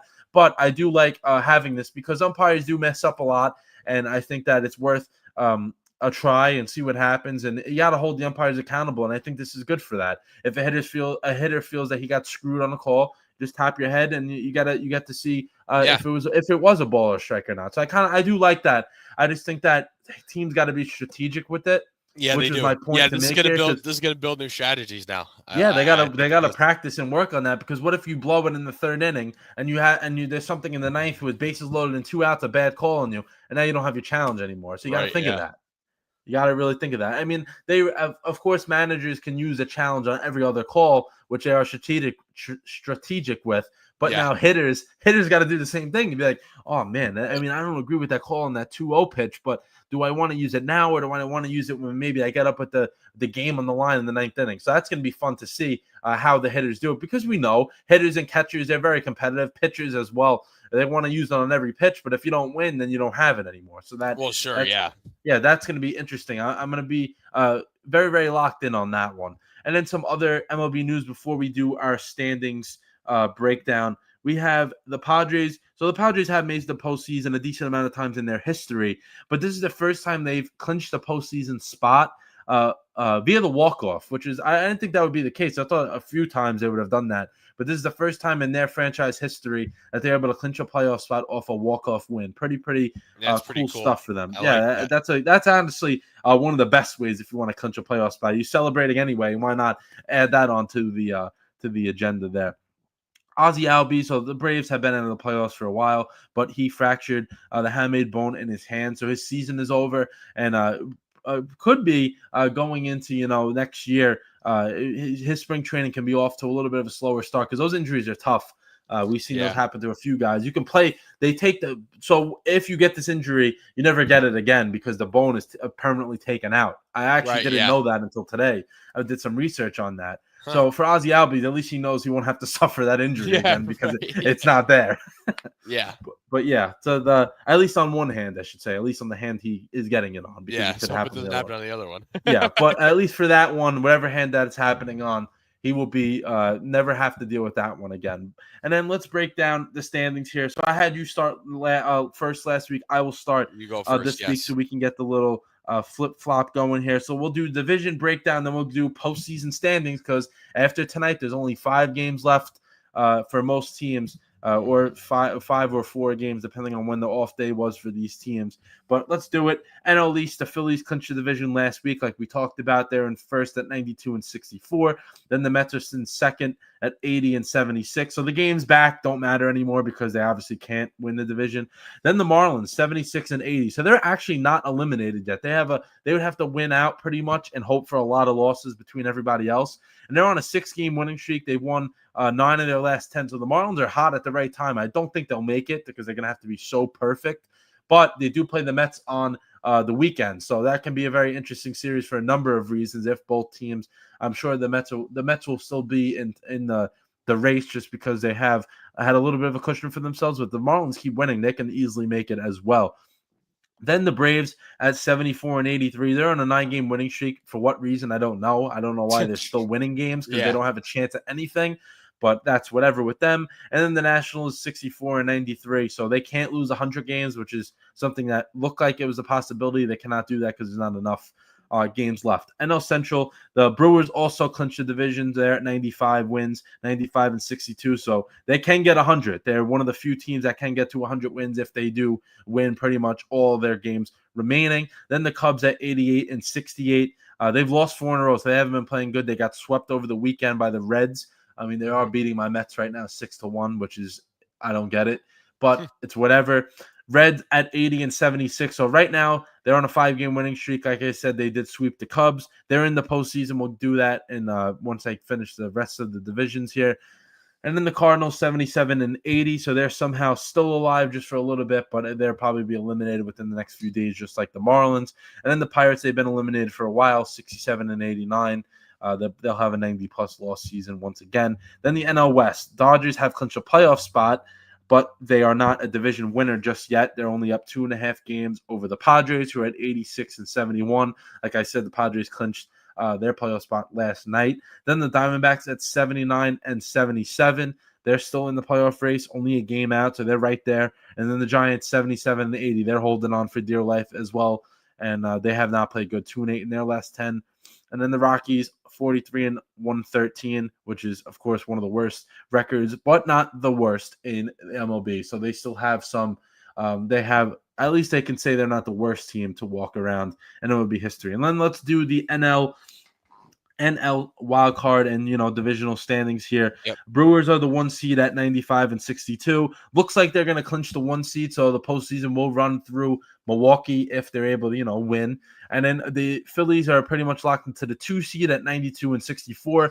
So the Brewers and the Phillies will not have to play unless barring a collapse from the Phillies to end the season, they will not have to play next week's wild card round. They'll have a little bit of an extra rest, and they will be ready for the divisional round. Then the Dodgers are the first team that will have to play. They're a division winner, yes, but they're the 3 seed, so they're the only division winner that will have to play on the wild card round. They're right now the 3 seed. Cubs are the 4 seed. Padres are the 5 seed. So we can see movement in terms of Padres and Dodgers flipping, and then also we can see the Padres perhaps catching the Cubs. We can see that happening. But right now we got the Cubs as the 4 seed, Padres as the 5 seed. And if the postseason ended today, the Reds would be the 6 seed at 80-76 with the Mets. They're tied, but the Mets did lose the season series to the Reds, so they will not be in the postseason. Get it, yeah, they would not be in if the season ended today. And then the Diamondbacks are at 79-77. They're only game out. So the Diamondbacks have been playing good. So I would consider those two, the Mets and the Diamondbacks, as the 2 teams that have a chance. And then the Giants 3.5 games out, Cardinals 3.5 games, and Marlins 4 games out. So those teams do have an outside chance, but they need a lot to happen for them to even do anything. And those are the only teams available at making the postseason, with the Braves as the first eliminated team after that.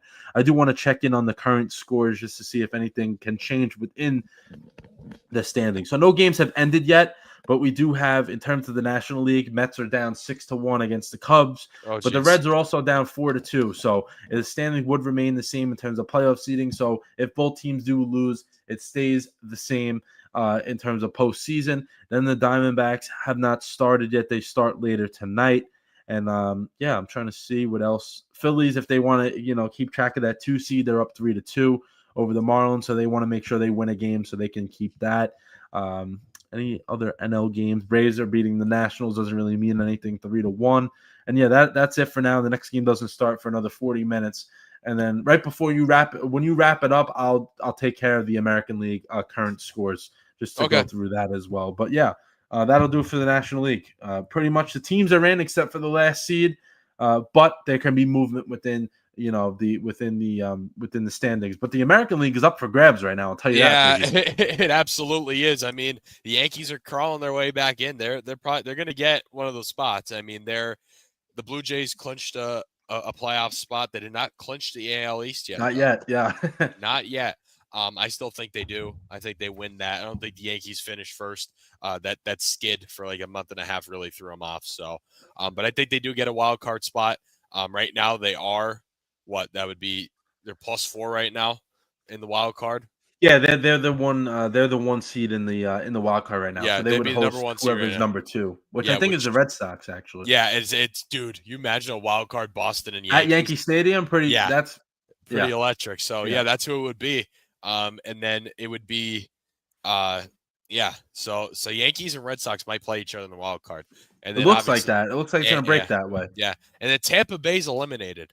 Not what I expected at the early point in the season. It's kind of disappointing. And the Orioles, we knew they weren't going to make it.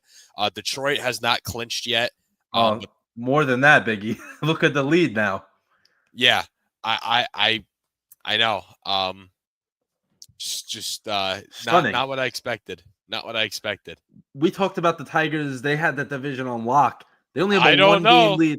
They have a one-game lead, and they're losing to the Guardians, who are playing them right now. Yeah, that could be tied after tonight. That's crazy. The Guardians are making a case to win the AL Central after the Tigers dominated it for the entire year. And we said that this was the worst division and like it was not worth talking about. Now it's the hot topic. Yeah. The Cleveland Guardians. Down to the wire. The Guardians might win the AL Central after the Tigers were up the entire year. I mean, that's a crazy 10+ story. games like about a week and a half ago. And now look where we are. They're 1-9 in their last 10. It shows, so they could possibly let this one slip away, which would be insane. Typical Detroit sports fashion there. And KC, they're still not fully out of it. Minnesota and Chicago are obviously out. Chicago better than last year, but did not have a great year regardless. They are beating the Yanks though 2-1 right now. Oh, that's not good. Not good at all. No, I mean the White Sox. Yeah, they'll probably still lose. They lose 2 more games. If they lose, they'll be a 100-loss team, which is not crazy. Good, of course. No. And then no one's clinched in the AL West yet. Seattle is only 3 games ahead now above Houston, which, we said could happen. And here we are. Seattle might win the AL West here. They're 3 games ahead of Houston. Yeah, not that many games left to play. So it looks like they're going to win the division, which is crazy. It's awesome. Awesome to see. Yeah. Cal Raleigh, of course. Our guy, Our Cal guy. Raleigh. The Rangers aren't fully out of it yet either, but they probably won't make it. Yeah. They're still 8 games behind the Mariners, and then the A's, who had a somewhat better season than we thought, and then the Angels are the Angels. They're both out. Mm-hmm. So Yeah. yeah, I So mean, a lot of we can see movement, some man. shakeups. There's been some shakeups in this late part of the year. 100%. And then if I'll break it down for you here. Yeah. Blue Jays are the 1 seed. Looks like they're going to get that. They're 3 games up on the Mariners, who are the 2 seed now. That's a new thing. Mariners are pretty much in the wild card up until last week. They went on a run. They have the makings to win the World Series. We're going to keep saying that. They have do. everything that's needed. Tigers barely holding on to the division. They're losing right now, which I'll get to in a few seconds. They're at the 3 seed. So if they're the first division winner that would have to play next week. They would play the Astros. Actually, they would play the Guardians if the season ended, because the Guardians have the tiebreaker over the Astros right now. So either the Tigers, Guardians, or Astros, all 3 of those teams, that one of them not going to make it next week. So there's going to be one really good team sitting at home thinking, what happened? Yankees are in the wild card. They're the number 1 wild card. I would expect that to be locked in. I don't see them winning the division or moving down. Red Sox also, they're only up a game on the Guardians and the Astros. So that's something to keep an eye on as well. They're not locked in the postseason just yet either. So I think this is going to come down to Sunday afternoon when all these teams are going to have to play their last game. I think that's what it's going to come down to. So pretty much, if you want to say it this way, Tigers and Red Sox have the same record, and they're only a game better than the Guardians and the Astros. 4 teams for 3 spots now at this point, because I didn't even think the Red Sox were that close to them. So 4 teams for 3. One of those teams is not going to be in the postseason. But that's pretty much it, because the Rangers are 5 games out, but they're going to probably be eliminated after tonight, I would assume. They've lost 7 in a row. They did it to themselves at that point. You're going to lose that many games. And as the Mets actually just tied the game up. Wow. 6-6 now. Yeah, they did. It was 6-1. Now it's 6-6. Okay. Now we're actually showing some fight. I like to see that. Of course, when I want to rip them later, they actually show some fight. I still will, but it's all right. But going back to what I was saying, so if the season ended, Tigers will play the Guardians. But right now, let's do the scoreboard update. Orioles are beating the Rays. That doesn't mean anything. Guardians are beating the Tigers 5-2 in the bottom of the 8th. So it looks like the Guardians are going to win. They're going to be tied for first place with the Tigers. Then the White Sox are beating the Yankees, which is significant because the Yankees aren't locked in the postseason yet. So they do need to win some games here. Red Sox are winning against the Blue Jays. So that's big because the Red Sox need to get into the postseason, first of all. And the Blue Jays need to clinch the 1 seed. So that's a lot going on. And then the Rangers are losing because either way, I think they're going to be eliminated tonight, but they're also losing to the Twins to start off the game. In the bottom of the 3rd. And then we got some games starting later on. But there's a lot happening in terms of baseball. And the wild card starts a week from tonight. So that's going to be a lot of fun. I think a lot of teams are going to wind up clinching postseason play the last day of the season, which is Sunday. But also keep in mind, like last year, I don't know if you knew about this, the Mets had to play a doubleheader on the technically it was supposed to be the last day of the season, which was a Sunday, but they had to play on Monday because of bad weather. So keep an eye on any cities having not good weather for teams trying to make the playoffs. That throws off a lot of different stuff, and that's something to keep an eye on because it happened last year. So we got to see what exactly comes down. But next week when we do our show, whenever that is, we'll figure it out. But the postseason will be upon us, and it's a lot going on. I think I don't know if CT is watching, but we'll definitely want to get him on for next week just so we can break down everything in terms of playoffs, because I think this might be one of the best postseasons we've seen in a while, because I don't think there's any team we can sit here and say, oh, that team's going to the World Series. That team's not winning anything. I think any team that makes a postseason, American League or National League, has a chance. I really do think that's the case. I mean, in the American League, the last seed has 84 wins and the first seed has 90. It shows how close in wins they are. Yeah, it's gonna be a battle down to the end, I should say. That'll do it for some MLB talk. Let's do how you doing before we do our last segment, which is the pick'em. So Biggie, give myself a break here. I'll let you take it away with the how you doing, because I know you have a gripe with a specific program because they went after your team. The Eagles are the Eagles. They're great. You're feeling good about yourself, but I knew you have something to get off your chest here. I do. I want to say, Clemson, you suck. Genuinely, you're embarrassing yourself right now. Let alone the fact you're 1-3. You're making fools out of yourself. Kay Klubnik's making a fool out of himself. Dabo's making a fool out of himself.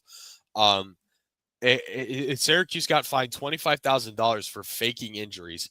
No, you just lost. I don't know what to tell you. Your program's going down the drain. Klubnik needs to shut his mouth. I don't understand. And then, Clemson lost to Syracuse. Oh, we have to find them. We have to find a way to make Clemson look good and like it wasn't their fault. Well, that's the ACC pulling SEC and did that right there. And also, let's talk about the SEC. How many of their teams fake injuries? A lot. What do they do about it? Absolutely nothing. Absolutely nothing. But when Syracuse does it and Fran Brown does it, yeah, let's fine them $25,000. When the ACC, when their baby loses, that's what they have to do. I'm just fed up with them. I have a new JDM spare. I told our buddy Jake Jones, who's a big Notre Dame fan. I'm going to tell you now. I'm sparing you guys of Notre Dame hate because it's all going towards Clemson. Thank now. you. It's all going towards Clemson now because my God, you're that spoiled to the fact where this stuff like this is happening. Let alone that, right? Like, just the whole situation at Clemson right now is messed up. You know what I mean? It's just, I can't get by it. I can't get by it. And for you to go out there and, do that and fine us $25,000, fine. Fran Brown doesn't care. You watch his press conference, he does not care. Okay? We're going into Duke. We're playing a good team in the ACC. We're going to roll through the next year. You guys are going to go 2-10 or whatever it is. Kate Klubnik's going to be freaking he's gonna be the transfer portal by the end of the year or whatever. Like, it's not gonna matter in a little bit when we're what? Third or fourth in the ACC right now, I want to say. I think because we're undefeated in conference play and our only loss is Tennessee. So yeah. So I mean, you want to talk about being salty? Let's talk about Cade Klubnik. I'm gonna keep saying his name. I can't stand him. He's a wuss. Like. Yeah, like, okay, buddy. And then he's like, in his press conference, he's complaining and whining about it too, saying that's why they lost. No, you guys just stink. You guys are just bad. You guys don't know how to play football, and you don't know what to do when a team who doesn't get the respect they deserve beat you. And you don't know what to do with yourself. But you know what? I don't care. I don't think the world cares. I genuinely don't. No one cares. No one's feeling sorry for you, Clemson. No one is. Syracuse now. Okay, so let's get off Clemson. Let's talk about Syracuse. Because they had some shakeups. Well, obviously now they're relevant. Everyone's talking about Syracuse football now. Did I ever think did me 10 years ago at 11 years old think that I would be saying Syracuse is relevant? No. Like when I first got into football was Dino Babers' first year in 2016. And if I went back in time and told myself in 2016, almost 10 years ago, that Syracuse was going to be talked about weekly, week in and week out, and be a relevant program and like top 5 in the ACC, he'd be like, "What? What are you talking about? We lost 50. We just lost 58-0 to Florida State or whatever it was. It was 50. I went to a game in 2016. It was a night game against Florida State. I believe who was playing at the time? Who was the running back for Florida State in like 2016? And he played Cook. Yes, Dalvin Cook. Dalvin Cook was playing again for Florida State that year, and he ran all over us. I think the score was like 58 to something in the third quarter, and it was just bad. We left in the third quarter. I actually have a snapshot of it from 2016. We're gonna find this just because I just thought about it. This was when I first got Snapchat, and I was taking pictures of everything and posting everything. You know how you are when you're a little kid. Yeah, 42-14 at the end of the third quarter. 2016 Biggie most. Oh, beautiful. It says they lost even if the game is not over. That's what it says. Yeah, that was rough. Yeah, so that's that was the state of Syracuse football. And if I told myself at that time how they'd be, how they are now, it'd be pretty be a little weird to be like, really? Yeah, but listen, I'm not saying they're at a level where they're going to be a top 25 team. I mean, they could be. If they beat Duke this week, I think they have a case to make the top 25. And then they have SMU after that, who people are still high on for some reason. I don't think they're good at all. I think we should beat SMU. Again, that's another case. If we win those two, I think we should be in the top 25. Now, here's where everyone's going to look at me and say I'm stupid and I'm biased. Oh, Steve Angeli's hurt. Yeah, I know that. Okay, I know. All right, it sucks. It's terrible. Feel bad for him. We're praying for him. Obviously he was the leading passer in the country, but a lot of you not Syracuse fans are probably looking at that and saying, "Oh, they're done. They're done. They're done." No, we have one of the more reliable backups in college football, I think. I saw both of them play. I think that Ricky Collins is going to do just fine. He's a different type of quarterback. Now, obviously, Angeli had the experience over him, and it showed because he played really well when you put him in a situation to start. He plays really well and with a good team, a well-coached team, I should say. I think Ricky Collins, after a week of practice and a few snaps against Clemson, I think he's going to be fine. You know, I don't think the Duke game's going to be, I think if we had Angeli, it'd be more of a, we're probably definitely going to win this, but I still think we do. It's going to be close, but I think we do, especially it being at the Dome too. I think we beat Duke Saturday. And Ricky Collins, I think it's going to shock a lot of people. They're going to be like, well, they're going to be nothing now with Angeli. Oh, they're going to suck now with Angeli. They were the Syracuse is back to being Syracuse. I don't think so. I genuinely think Ricky Collins brings a different type of play style to the team. Like genuinely, like I've watched him practice. He's a runner. He's like a more mobile type guy. He's more of a threat. He's more of an athlete than just a regular quarterback like Angeli was. So I think he had a new dynamic into our offense, and our run game is slowly coming around because it wasn't at the beginning. And then we have some really good. I mean, Jonte Cook is playing really good. Justice Ross Simmons is playing well. Those are two guys I think at the top of my head that are playing well. Dan Villari is still very reliable. I don't know if you remember Dan Villari. He was a quarterback at Michigan until like 2021, and he's a tight end for us now. I think he's in his 5th year. But and you know what too? This is something else too. Ricky Collins goes down. Put in Dan Villari. He's had his stints at quarterback for us. We're number 89 playing quarterback. And yes, here we go. Here's exactly my point right here. Yes. Yeah. I do know that. Yes. But what I'm trying to say is people are going to say this. Yeah. And I agree. You look at it and it's like, oh, they're done for. Angeli was the leading passer in the country. Yes, he was. Absolutely. He was fantastic. But I'm telling you, Ricky Collins, he's just as good, if not better. That quarterback competition, Fran Brown during camp was saying how close it was. And I can't, say that he was lying. I mean, we're going to really see for sure this Saturday how close that quarterback competition really was. But again, I think it's a way better situation than outsiders are making it to be. You know what I mean? Like Syracuse fans that are following the team. And because again, Syracuse doesn't have many followers outside of Central New York and alumni. We're not a popular college football team at all. Like we're just gaining relevancy again after how we were in the 90s. Now, like we're talked about week in and week out now on Pat McAfee, ESPN for some things like Fran Brown making the players run, but we just beat Clemson. We had the leading passer in the country, and again, people still don't even talk about that stuff. But from an outsider perspective, I could see why people think this is going to be the end. But from someone who follows a team and has seen both quarterbacks play, I genuinely think that we're fine. I truly think Syracuse is fine. They didn't lose anybody else. Our defense is coming around a little bit. I want to give a shout out to Antoine Delorier. I don't know if you know who that is. Do you remember the picture of the Syracuse recruit who was absolutely yoked, like just ripped? That's him, a true freshman playing linebacker. He's really, really good. Shout out Antoine Delorier. He's playing really well right now out of Montreal. He's absolutely ripped. He's huge. Yeah, so I don't think this is the end for Syracuse. Some things are coming around, like I said. Run defense has gotten better. Our run game's coming around on offense, and our passing game. I think it might go down a little bit because, like I said, Ricky Collins is a different skill set than Angeli. He's going to be more of a threat. But again, I don't think it's going to be as bad as people are probably going to look at it as to be. You know what I mean? I could see why. Again, I'm going to say it again. I could see why, from an outsider perspective, this is a problem. But I as a fan and someone who follows this team, like my life depends on it, I don't see an issue here. I'm actually I'm not nervous at all. I'm confident with this team still. Obviously, it may not be as good to start. Ricky Collins is obviously going to have some growing pains because he's never started. He's been the LSU backup. Angeli was a backup too, but he played in more significant games, had more significant time than Ricky Collins has. So that may show a little bit at the beginning, but I think as the season goes on, he's going to be just fine.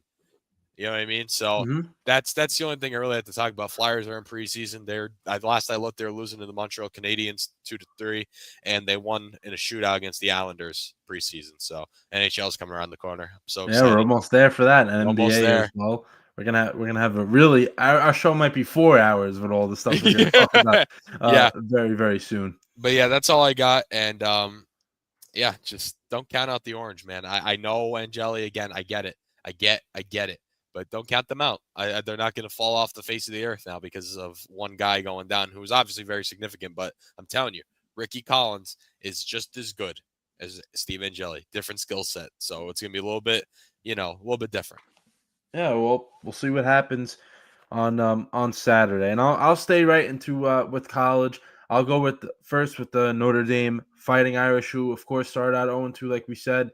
They were able to get a win against Purdue. They beat them by 26, which is exactly what they're going to have to do against this schedule. That's not great. So they're going to have to go out there every week, and they're going to have to put up good games against all these teams that aren't at their level. We can say that CJ Carr looked really, really good. 10-12, 223 yards, 2 touchdowns. So he's been pushing the ball down the field, which is something we haven't seen from a Notre Dame quarterback in a very, very long time. A quarterback that has a good arm and will be willing to throw, which is good. Jordan Love, 157 yards and 2 touchdowns. So finally, he's able to get himself going after. He was all right the first 2 weeks, but I think that he finally settled in a little bit. And Jadarian Price as well. He's not really, I don't count him as a backup. I feel they have a two-headed running back room with Price. He put up 3 touchdowns himself, and they both played limited time. It wasn't like they were out there all game. So I really like what the run game did, and Carr, spreading it around a little bit. I think they're going to be okay. But the defense, though, I got to say this. Marcus Freeman, I think it's time for him to, get those play calling duties back to himself. I know it's a lot for a head coach to do both, but Yeah. I think that he can really improve the unit. He's a very good defensive mind. That's why he came to Notre Dame in the first place, to run the defense. And that year they were great, and they made him the head coach after that. I think that's what he has to do. He doesn't have an Al Golden type running defense anymore, a guy that's moved on to the NFL for the Cincinnati Bengals. He has a guy that is, he's coached. Chris Ash has coached around college before, but I just don't think that he was ready for such a big opportunity as coaching Notre Dame, because we know what comes with coaching them. It's a brand. Like, they're a big brand, and I don't know if he was really ready for that. And I think Freeman should consider, they did win the game, but the defense letting up that many points is not sustainable. And Purdue is not a team that should have put up 30 points against them in the first place. But we will see what happens this week as they take on Arkansas. And we said they win big games, win the way they should win against these teams. They will go up in the rankings, and they did. They went up 2 rankings for 1 win, so that's big. Yeah. They have Arkansas this week, like I just said. Then they have Boise State the week after that. So next 2 games, got to take 1 game at a time, but got to get to 2-2, and then you can work your way over the 500 mark as we keep going. But I think they'll be okay. I just got to win these games convincingly. That's it. And I'm sure none of these wins are really going to be ranked games, because right now the USC is the only one they play that is ranked. We went in depth about that last week, and they probably won't be by the time they play them. But that's good enough for Notre Dame. And then Jets, I'll keep it brief. 0-3. They stink. They lost 2 games. Yes, they lost 2 games by 2 points each time, and they got blown out in the middle of that. But they just don't know how to win. There's nothing really to talk about. I talked about it yesterday. It is what it is with that team. They're just not good. And then with the Mets. So this is a team that was 21 games over 500 in June, and now they're only 4 games over 500. Not even in the playoffs right now. Not even in the postseason if it ended today. And that you have a $350 million payroll, and you're not even in the postseason. That just shows that money doesn't win. Money doesn't always mean you're going to win games. And I think as Met fans, we were so excited that we got Soto. Soto's been great. Don't get me wrong. But by signing someone like that, it kind of, it's great for the team. It's a good player to have. A great player to have, I should say, but it does leave you with some holes in the rest of your roster. And David Stearns, try to go bargain shopping with starting pitching. The guys he got did not work. Frankie Montas out for the year. Clay Holmes is, he's been all right, but nothing game changing. Sean Manaea was a re-signing that he hasn't been good. He's been taken basically out of his starting role. I know we did start the other day with kind of a back and forth with him and Clay Holmes. So starting rotation wasn't good in the offseason. They're relying on 22, 23-year-old kids, if you want to say it that way, to pitch them into the postseason, which is not great. And then the bullpen stinks. The bullpen stinks. The hitting is streaky. They'll go out. Just like last inning, they scored 5 runs. I bet you the rest of the game, they don't score more than 2. I don't even see it. I don't even think they will score a run the rest of the game, the way their offense rolls. But they do have a chance of making the postseason. They've been awful for the last 2.5 months. They do still have a chance to make it, and they have to make it. It's very disappointing if they don't. I think it's one of the most disappointing seasons in history of the franchise if they don't make the playoffs, just based off the expectations. Right. And usually when the Mets do have expectations, they usually fall on their face, and it's showing right now. But they do need to win this game tonight. The Reds lost. So if the Mets win this game, the Mets, doesn't matter what happened over the weekend, Mets get back in the postseason. They have a game lead heading into tomorrow. You got to take it a day at a time. You got to try to get into the postseason, and you got to hope it's clinched by Saturday. I would say Saturday, because you don't want Sunday to be a nice, relaxing game. You get ready to go to LA, which is the most likely destination, LA or San Diego. It's going to be a tough matchup either way. I don't expect them to win, but at least you have a chance at the postseason and make it. Just make the postseason. At this point, our expectations of the World Series, I don't believe it anymore. They don't have a chance at that, but you have to go and you have to make it. Yeah, you're in it or almost in it, if you want to say. Win this game tonight, you get back in there, you have a game lead, and you go from there. You got to hope and pray that they do make it. We'll see what happens. But that'll do it for me with how you're doing. So let's do our pick 'em here, which we will pick the Vikings versus the Steelers game. Mm-hmm. Both of us picked up another win last week, so Biggie is now at 500, 8-8. I'm at 10-6, so I have a 2-game lead here going into week 4 of the NFL season. We got the Chargers game right last week. That turned out to be a great game to pick as well. This one, we got the Dublin game, Vikings versus Steelers. I'll kick us off here. So I'm going to go with the Vikings to win this one. I think it's going to be a great game, low-scoring affair. I think both teams don't score more than like 23 points. I think it's going to be very low scoring. I agree. All right, yeah, good. I'll let you go a little more after, but I just wanted to put this out there. The last year, Rodgers played the Vikings in London. I know it was a different team, different situation. The Vikings defense got after him pretty good in that game. Rodgers got beat up. That kind of was like the game that pretty much was like, the Jets aren't going to do anything this year. He's banged up. He can't move anymore. And I can see it happening again. Steelers' O-line is in a worse place than the Jets' O-line was last year. And the Vikings defense is relentless with the blitzes. They don't stop. So, I mean, I could see Rodgers having a really rough day, regardless if he gets banged up or not. I could just see their offense having a rough day. And I think the Steelers' defense is starting to turn it around a little bit, where the Vikings will do just enough to win, but I think it'll be a low-scoring game, like a 23-20 game, 17-14, something like that, something in that range. But, yeah, I'm going to go with the Vikings. Yeah, I'm going to take the Vikings too, and I really can't disagree with you. I mean, the Steelers' defense, like you said, is coming around, but I don't like that offense. I don't like the offense. I really don't. Aaron Rodgers, I just think he's not there anymore, man. I'm telling you, it's not there. And the Vikings had an electric game on Sunday. Do they have an electric game like that again? No, but I think they're a better team than the Steelers are right now. I think so. And it's a weird matchup: Carson Wentz, Aaron Rodgers, Steelers versus Vikings, right? It is a weird matchup, right? And especially in Dublin, Ireland, too. Not even in the U.S. Yeah. Interesting game. Definitely. And the one thing we can add here is that Jaylen Warren is a Steelers leading receiver right now. So it just shows that their offense is not. Yeah, it's not. No, not that good. Yeah, they had a great week 1, but the last 2 weeks they haven't looked.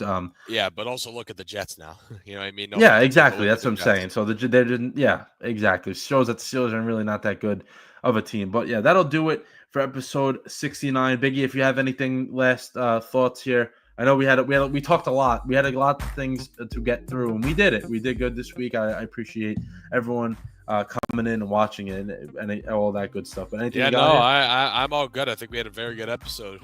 Yeah, all right. That'll do it for episode 69. Instagram, TikTok, YouTube, follow, like, share, comment, whatever. Come after us if you don't like what we have to say, whatever. But that'll do it for episode 69. I'm JD. That's Biggie. See you guys. See ya.